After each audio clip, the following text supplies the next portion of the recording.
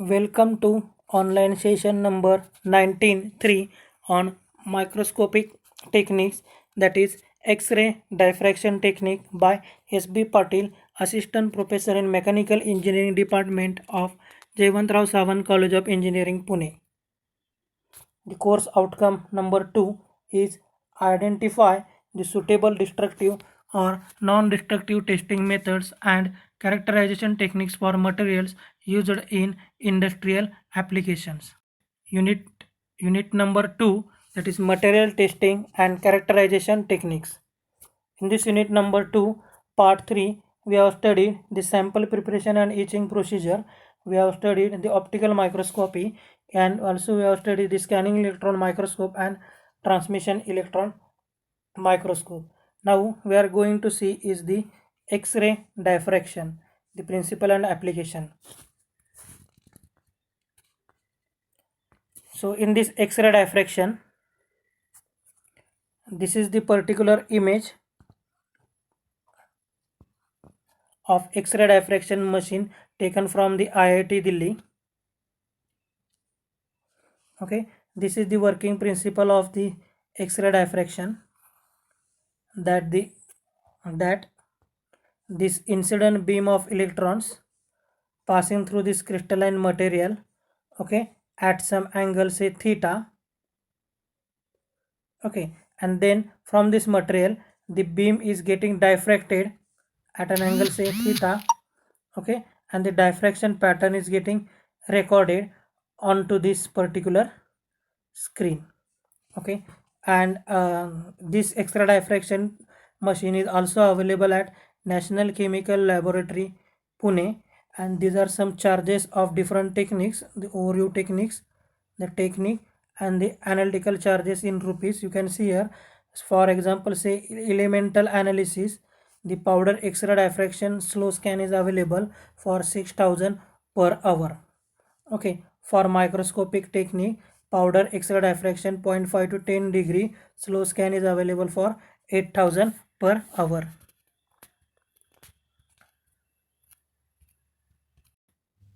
Now the X-ray diffraction. So you can see here one of the image taken from the sgsgroup.in, one of the renowned company. So this is the mining company. The mining is done here by this company, okay. So here X-ray diffraction provides the rapid identification of particulate materials, clays and other minerals. It yields detailed information about the crystallographic structure of your samples that can be used to identify the phases present. The XRD is especially useful for identifying fine grained phases which are difficult to identify by other methods such as optical microscopy, scanning electron microscopy, energy dispersion spectrometer, or qualitative evaluation of materials by scanning electron microscopy. So generally this X-ray diffraction provides the rapid identification of particular material, clays and the other material, okay. It also yields the information about crystallographic structure of the samples, okay. Also used for to identify the fine grain phases which cannot be possible by other diffraction other scanning electron, optical microscopy or transmission microscopy techniques. So before moving to this X-ray diffraction, let us understand the diffraction phenomenon. So see here the diffraction phenomenon. So this is the figure A, which shows the demonstration of how two waves, that is label 1 and label 2, that is this is the wave 1, that is label 1, label 2, this is the wave 2, that have the same wavelength lambda. So wavelength is same here, lambda, and remain in phase, okay. After scattering event, the waves 1 and 2 constructively interfere with the one another. So this is the scattering event provided here, this is the scattering event, okay. So this is before scattering, and these images or these waves are after scattering, and this scattering event is provided here. Okay, and when they added, they gives this wavelength. Okay, the amplitude of the scattered waves add together in the resulting wave. Okay, now see here the basic difference here is this wave 1 and this wave 2 are in phase, they are present in a same phase. Okay, so when they are present in a same phase, you will getting the 2a amplitude. Okay, this amplitude a and this amplitude a is getting added here to get the amplitude 2a. Okay, and having the same lambda, that is same wavelength. Now let us see the another diffraction phenomenon. So this is the figure B. So you can see here the demonstration of how two waves, that is label 3 and 4, that is wave 3, wave 4, have the same wavelength and become out of phase. Okay, now they are not in phase, they are out of phase after scattering event. So this is the scattering event. This is the scattering event provided. Okay, and when they add it together, okay, when they add it together, what happens? Destructively interference with one another. Okay, so again I repeat the demonstration of these two waves, that is wave 3 and the wave 4, that have same wavelength and the out of phase. Okay, and they are out of phase after scattering event, and waves 3 and 4 destructively interfere with one another. The amplitude of these two scattered waves cancel one another. Okay, so you can see here this is a wave 3, this is a wave 4. They are not in phase but they are out of phase. Due to that, this wave is different, this wave is different, and when we add these two wavelengths, okay, their amplitudes are getting getting subtracted from each other to get zero amplitude, so that we can get this only horizontal line. Okay, so these are the two different diffraction phenomenon. One here we have seen they are in phase and we get the 2a amplitude having the same lambda. Okay, and second here when the two waves are out of phase, when the two waves are out of phase, okay, when they are out of phase, we'll get only a single line when they add it together.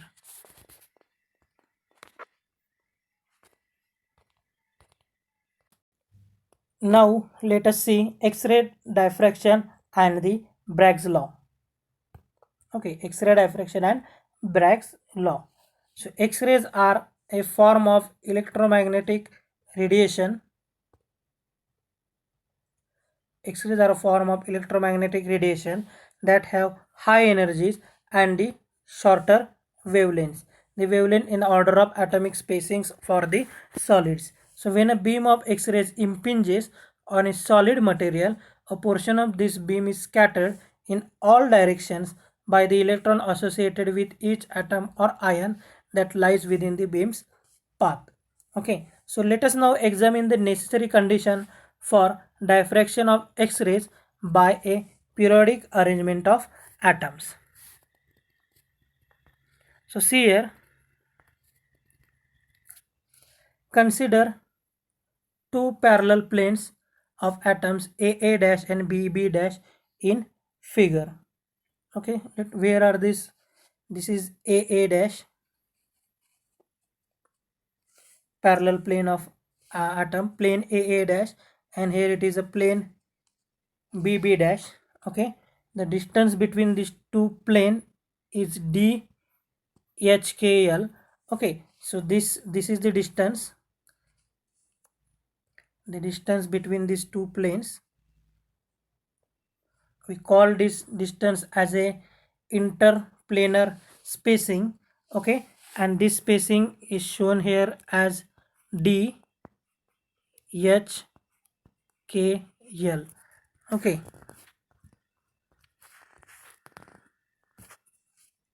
it is shown here like this, DHKL.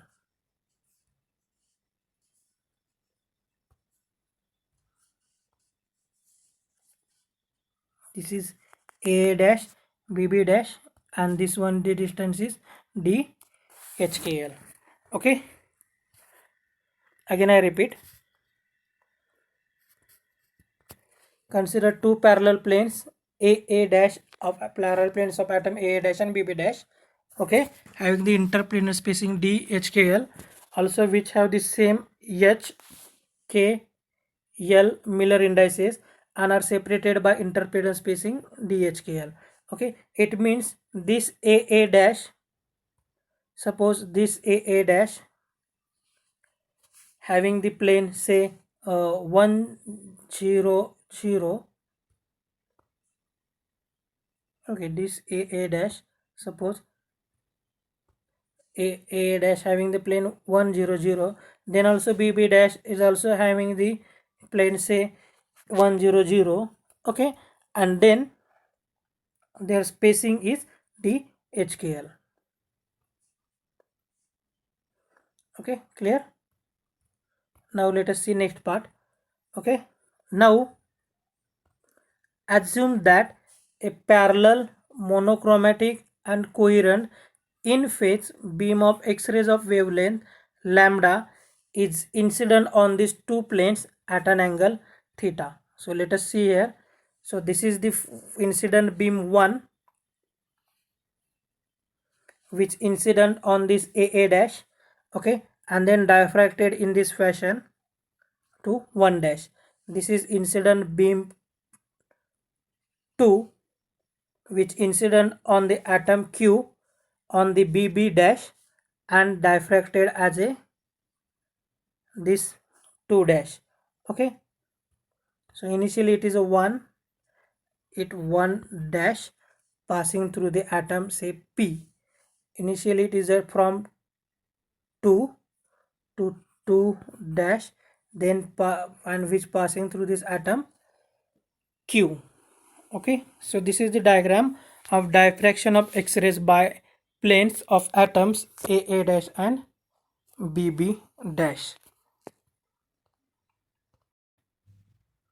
Now see here, these two rays in this beam labeled 1 and 2, that is this label 1 and this label 2, are scattered by atoms P and Q. This is atom P present here and this is the atom Q. The constructive interference of the scatter rays 1 dash and 2 dash. So this is the 1 dash, this is 2 dash, that is constructive scattered of rays from this P and Q occurs at an angle theta to the planes. So to this plane AA, so this is the plane AA, to this AA plane, this incident 1P 1 dash, it creates an angle, that angle is theta. Okay, also this incident beam 2 to Q 2 dash incident on this BB dash plane and create an angle again here theta. Okay, or to the planes. So if the length difference between 1P1 dash and 2Q2 dash, the difference between 1P1 dash and 2P2 dash is equal to a whole number n of wavelengths. So what is this SQ bar plus QT bar? Okay, now let us see this SQ bar plus QT bar. So again I draw here from 1 to P and P to 1 dash. So this is one path. Okay, and from 2 to say this point S. Okay, and from T to say this point 2 dash. So these two are equal and this is the difference of the second wavelength 2Q2 2 dash is ESQ and QT. Okay, so this is the difference. Okay, so if you add the wavelength of this green wavelength, okay, so here again I repeat, so here 1 p q dash, sorry, 1 p q dash, it is 1 dash, okay, and here 2 q and 2 dash. Okay, the difference between 1 p 1 dash and 2 q 2 dash is nothing but SQ plus QT. This SQ plus this QT, SQ plus QT, that is the difference. Okay, thus the condition for diffraction is given by this formula, that n lambda is equal to DHKL sine of theta plus DHKL sine of theta. So let us see how the sine of theta came here. So you can see here this triangle. Okay, you can observe here that this is the angle theta. Okay, SPQ, the angle SPQ is the angle theta. From that this equation comes. Okay, so this is the SQ, opposite side, and this is the angle theta, and from this triangle the equation comes. And as there are two SQ that equal to the QT, therefore DHKL sine theta and DHKL sine theta is equal to n lambda, and this n lambda again is equal to 2 DHKL sine theta, and therefore above equation is known as the Bragg's law. So for a crystal, for crystal structure that have a cubic symmetry, if the structure of cubic symmetry, then we know the DHKL is, that is nothing but the interplanar spacing is found by A divided by under root h square plus k square plus l square, where A is the lattice parameter of that particular material. Okay, so basically, so when we use the X-ray diffraction technique, what we known is the n and lambda is known, that is wavelength is known, the angle theta is also known, the number 2 is known, only unknown is the DHKL. Also in this DHKL we know on what plane of that particular crystal structure we are doing this X-ray diffraction. So we know the plane also. So plane means this HKL plane, HKL plane. So this HKL plane means we know, suppose if we are doing on 111 plane, so we know the value of H, K and L. So from all these things, that we lambda is known, n is known, theta is known, okay, this HKL is known. From all these things we find the value of A. So what is the A? So A is nothing but the lattice parameter. So this A is nothing but the lattice parameter, and from the resultant data, or from, as we know that the lattice parameter for that particular material or ion or any element which is present in that periodic table, the value of lattice parameter is constant. Okay, so if we have the list of the materials having the different values of listed value of that lattice constant, that is A, we can identify the name of the material. Okay, so X-ray diffraction is generally used to find the nature or the name of that particular material by knowing its lattice parameter value, that is the value A, that is this A value. These are the X-ray diffraction applications.